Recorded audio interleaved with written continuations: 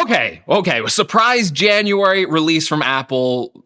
I can't even remember the last time Apple released a product in January. But yes, Apple just announced the brand new 14 and 16 inch M2 Pro and M2 Max MacBook Pros, and also the M2 Mac Mini. And as you can see, I got one right here. Okay, this isn't actually the M2 Pro MacBook Pro, but this serves as a useful demo because it looks exactly the same, right? Like the new MacBook Pros look exactly the same as the old MacBook Pros, but there are some hidden details inside of those machines that go beyond these newer chips that have more power in them and more abilities to customize these chips even higher. I said that very weird, but I'm not going to redo this take because I'm just amped up. So basically, in this video, I want to go over everything new with the 14 and 16 inch M2 Pro and M2 Max MacBook Pro. And then I want to give you some buying advice as well, and then go over some hidden details that you may have not really figured out from Apple's little announcement, because it was just a press release. It was just a press release. This came out of nowhere. So let's actually go over all this stuff. Okay, so let's go over the new stuff with the 14 and 16 inch MacBook Pro. Now, like I just said before, they look exactly the same. So on the outside, if you put the 2021 model against this new 2023 model, they're going to look exactly the same. Now, what is new? Well, of course, obviously, first, let's start with the chips. So on the lower end, you have the M2 Pro chip. So if you look at Apple's website, the first thing you'll notice is that the base model comes with a 10-core CPU and a 16-core GPU, which basically means that if you were to buy the older base model of this MacBook Pro, you got an 8-core CPU with, I believe it was like a 14-core GPU. So right off the bat with the M2 Pro, you're basically getting the highest end M1 Pro that Apple used to offer. It used to go all the way up to 10 cores for the CPU and then 16 cores for the GPU. So already, just because this is a newer model, Apple is delivering a better value on the base level model. It looks comparable to what you would get on just a fully spec'd out M1 Pro machine. But don't forget, that's the base model. So if you spec this up, spend $300 more on the M2 Pro chip with the fully binned CPU and GPU, you're actually going to get a 12-core CPU, so that's 2 additional cores, and then a 19-core GPU on that M2 Pro model. So just a better M2 Pro chip all around for these Mac specifications.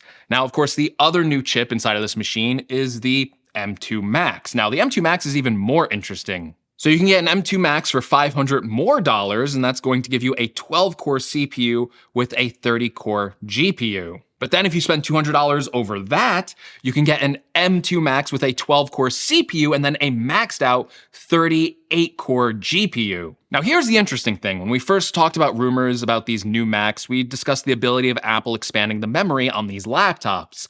Well, when you look at the M2 Pro machines, you're going to find out that it's still the maximum of 32 gigabytes of memory. So if you want even more memory than that, you're going to have to spec it up to the M2 Max. But unlike last year, where the maximum amount of memory you could get was 64 gigabytes on these Max chips, well, Apple is now expanding that up to 96 gigabytes for the M2 Max. Now, the only caveat here is that you actually have to get the full M2 Max model. So you have to get one with a 38-core GPU to be able to spec it up to 96 gigabytes of unified memory. And if you don't get that Max chip, you can only upgrade it to 64 gigabytes of unified memory. But just like the last versions of these Macs, the 14 and 16-inch model can kind of be spec'd out pretty similarly. Like if you want to go and take a 14-inch model and put in the M2 Max chip with the full 38-core GPU and then also add in the 96 gigabytes of unified memory, well, you can do that even on the smaller 14-inch model. There is no limit. There's no artificial limit placed on the smaller laptop. Now, there may be a difference in performance based on the 16-inch maybe having slightly better cooling, but I'm actually excited for the smaller 14-inch this year because there's a little thing I found on Apple's website. So when I was looking at Apple's website and I was breaking down the technical specifications for both of these laptops, I noticed that with the 14-inch model, if you just get the regular M2 Pro chip, it's going to weigh 3.5 pounds. But if you spec this up to the M2 Max chip, well, the weight actually shifts a little bit. It goes up to 3.6 pounds. Now, why is this important? Well, on the 2021 MacBook Pros, on the 16-inch model, when you got an M2 Pro chip in that model, it weighed 4.7 pounds. But when you added an M2 Max chip or an M1 Max chip to that model, it went up to 4.8 pounds. And the model that weighed more with the M1 Max chip had a better cooling system in it. Well, that wasn't the case on the older M1 Max 14-inch MacBook Pros. It was the same 3.5 pounds no matter what model you got, but not this time. So this time, if you go and put an M2 Max chip on the 14-inch MacBook Pro, it's going to weigh 3.6 pounds. So these MacBook Pros, at least the 14-inch model, might actually have a better cooling system if you're opting for that Max model, which might be needed because these chips are actually still running on the 5nm process. And what we saw out of the base model M2 chips was that these chips ran a little bit hotter. So if the 14-inch model with an M2 Max is going to run hotter, and especially with all these additional CPU and GPU cores, I assume it's going to run hotter. Well, Apple may have needed to engineer a better cooling solution for those Max models, but that is ultimately a good thing. We'll see how well this holds up in tests and reviews. But yeah, if you're getting that Max model, expect to get better cooling performance than you did out of the 2021 MacBook Pro. So expect better sustained performance. Another interesting thing to note here is that these MacBook Pros also get more battery life. So last year, the 14-inch model was rated at 17 hours of battery life, and the 16-inch was rated at 21 hours battery life. Well, now with these 2023 M2 MacBook Pros, they're both rated for an additional hour. So 18 hours on the 14-inch and then 22 hours on the 16-inch, making this Apple's best battery life for their MacBook Pros ever. Or just in general, for the 16-inch model, it's the best battery life in any laptop they have ever shipped. Now, as excited as I am about these M2 chips, just because, Apple Silicon is just really exciting to me, on the whole, this upgrade isn't that substantial. So this was a big refresh with the 2021 models. You got new displays, new design, more ports. A lot of that stuff stays the same. Now,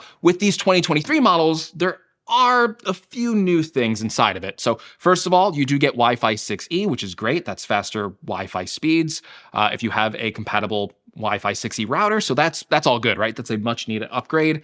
And then another exciting upgrade for these new MacBook Pros is the HDMI port. And this was actually, I was reading into this, and this is actually, yeah, there it is. This is actually a really big upgrade for the HDMI port. So a lot of people were upset with these 2021 models because they only had HDMI 2.0. Well, now these new 2023 M2 MacBook Pros come with HDMI 2.1. So Apple has been advertising this on their website as, well, this HDMI cable can drive an 8K display. I'm sure a lot of the people watching this video right now do not have 8K displays, so it's probably a wasted feature on you. But what might not be wasted is that this HDMI cable, and Apple really didn't cover this that much on the website, is that this HDMI cable can actually max out at 4K 240 hertz. So it can get up to a 4K at 240 hertz refresh rate. The MacBook Pro displays were touted as being super smooth and responsive because they had a fast 120 hertz refresh rate. So the new HDMI cable can actually double that refresh rate if you have a monitor that can display 240 hertz. So for some people, that's actually going to be really exciting. And the HDMI 2.1 spec on this, basically for like display standards, kind of makes it seem like it's surpassing the Thunderbolt display option on here in terms of video output. Just in terms of how you can get up to 8K and then at 60 hertz and then 4K at 240 hertz. So that's actually a pretty big upgrade if you are a frequent user of the HDMI port on the MacBook Pro. Okay, so I think that's pretty much everything that is new on these MacBook Pros, at least all the important things. If I missed something, feel free to let me know in the comments below, but give me a break. They were just announced, so I've been trying to do my best to get you the best and most accurate information possible. Now, what about buying advice? Now, again, I don't have a review model of the 2023 model. I don't think anyone has at this point. And there's a lot of unknowns about how well these M2 Pro and especially the M2 Max chip, when it's fully spec'd out, how well these MacBook Pros are going to handle them and if like this increased performance is going to bring on like any thermal throttling. So you have to take everything I say here with a fair bit of salt. I was going to say a grain of salt, but I'm going to say a fair bit of salt. But listen, I'm going to try and make my best recommendations based on what I already know with my experience with the older 14 and 16-inch MacBook Pros. Now, again, like I mentioned at the start of this video, that base model 14-inch is looking like just a better value. Like it's basically getting the better M1 Pro chip at this point, with the M2 Pro chip now having the 10-core CPU by default and the 16-core GPU by default. Battery life gains, I guess, remain to be seen, but Apple saying they're 1 hour better than the older models is good. I mean, the older models, especially on the Pro chips, had good battery life. I assume these new models are going to have good battery life as well. As for what like configuration you should get, that's a very personal preference kind of thing. Like I could go out and spec out all these MacBook Pros for you, but you know, you're dealing with a lot of money here. Like, listen, is the base model 14-inch going to be fine for you with 16 gigabytes of memory? Possibly, but if you're already running up to the limits on your current computer of like maybe like your memory is like maxing out, you might want to go for like a 32 gigabyte option on the M1 Pro. And then like, let's just say like you're, you know, an edge case, like you're doing more professional work than me, and you have like a 64 gigabyte MacBook Pro and it just can't handle it anymore. Well, maybe you're someone that might want to configure their model all the way up to that new 96 gigabyte configuration. I think the important question that I can kind of answer for you is, are these new MacBooks kind of worth it? And listen, if you have the last model, the M1 Pro or the M1 Max, these probably aren't worth the upgrade, right? It's a spec bump upgrade. It has some nice new things in there. Maybe you can take advantage of it, but ultimately it is a spec bump upgrade. So there's no new major features inside of these MacBook Pros. They're gonna work pretty similarly to those last MacBook Pros. But listen, that isn't Apple's target audience. There's a lot of people watching this video right now who have an older Intel MacBook Pro. And my best advice to you is, if you're watching this video now and your current computer is giving you trouble, whether that be in battery life, performance, or all of the above, or just like you don't like the design or the display or whatever problem your computer is giving you, if it's a big problem and you want to get a new MacBook Pro, well, now's a great time to get one. You're getting laptops that just are a better value overall and have better performance and just some nice new things about them. Now, one more bit of advice I guess I can give you is 14 versus 16-inch model. I've been using the 14-inch as my main laptop. I actually just made a video on it if you want to watch that over here. And I will say that I think the performance difference, at least on these older models, there was a slight performance difference on the 16-inch model with the Max chip, but I found that this 14-inch model just performed so well and was so compact that I really, really loved this.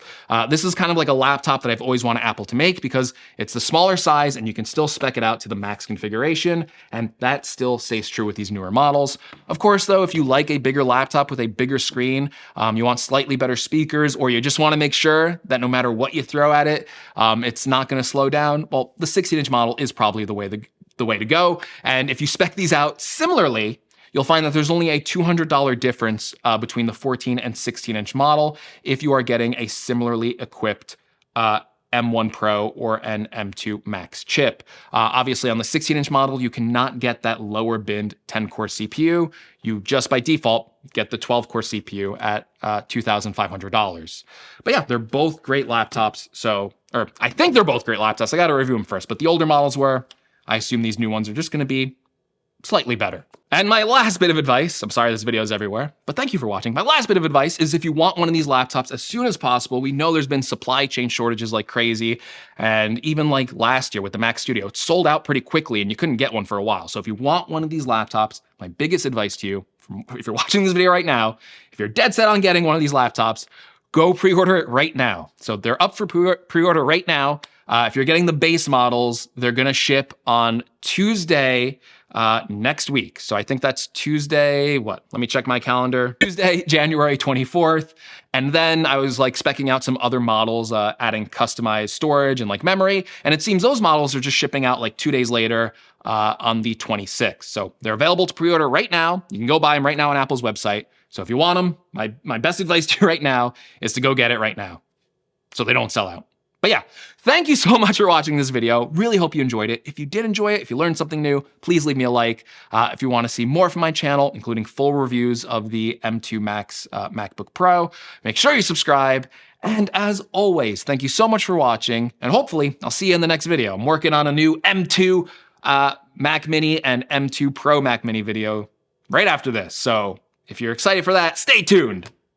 I'll see you in there. Bye.